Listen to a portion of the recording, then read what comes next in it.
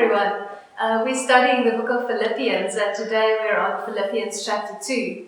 And the book is about joy, mostly. It's one of the main themes of the book. And when you read the book, it's not as if Paul is trying to escape reality and like he's not in touch with reality, and that's why he has all this joy inside of him.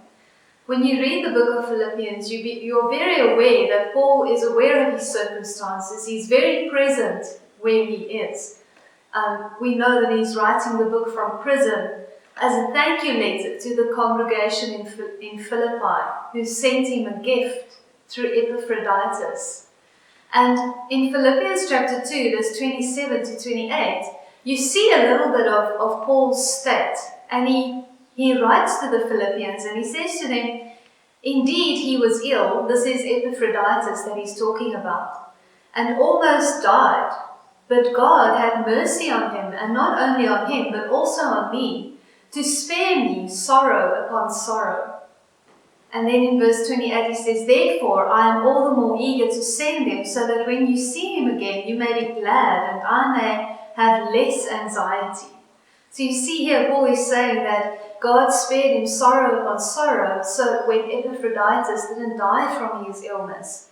And then he also says he wants to send Epaphroditus back to the congregation in Philippi, so that Paul would experience less anxiety, having this person who came to bless him with a gift and then getting so ill that he almost passed away. And then in verse 29, Paul says, welcome him with great joy, because he almost died for the work of Christ. He risked his life to make up for the help you yourself could not give me. So you see, we read this book and we think, okay, so they sent Paul a gift. But realize that the congregation in Philippi, or the church in Philippi, was almost 2,000 kilometers away from Rome. So having to get to Rome meant that Epaphroditus would have to travel 2,000 kilometers.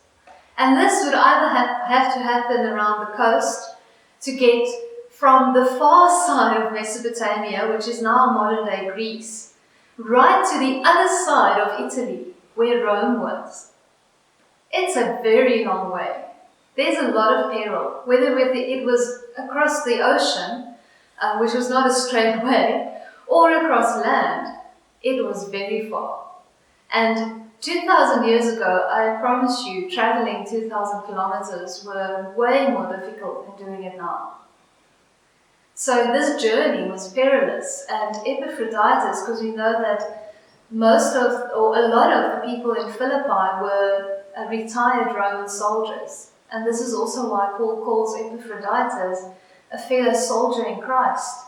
Epaphroditus might have volunteered himself to take this gift to Paul, having been a retired Roman soldier and used to traveling long distances, and a little bit more tough for the journey.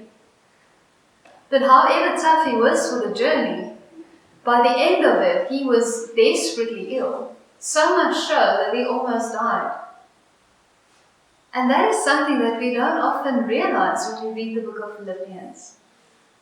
And this brings us full circle back to the beginning of the book of chapter 2, where Paul says, in order to be a servant of Christ, you need to be willing to lay your life down. See, there's joy in serving, not because it's nice doing stuff for other people.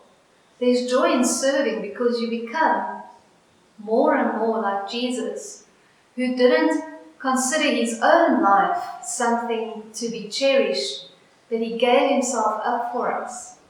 And it's exactly what Epaphroditus did when he took the gift to Paul. And it wasn't just for Paul. This was his servanthood to Christ and his love for God and his love for Jesus that compelled him to take this perilous journey and bring the gift to Paul on behalf of the Philippians.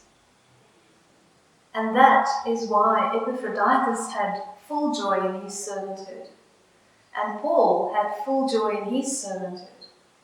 Paul even says in Philippians chapter 2 that his life was poured out like a drink offering.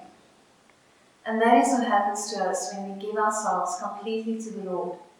is that our lives become a drink offering for others and for Christ. So as you study the chapter 2 today, keep in mind who Epaphroditus is and what it cost him to get this gift to Paul, and why there is such a joy in servanthood. Until next time.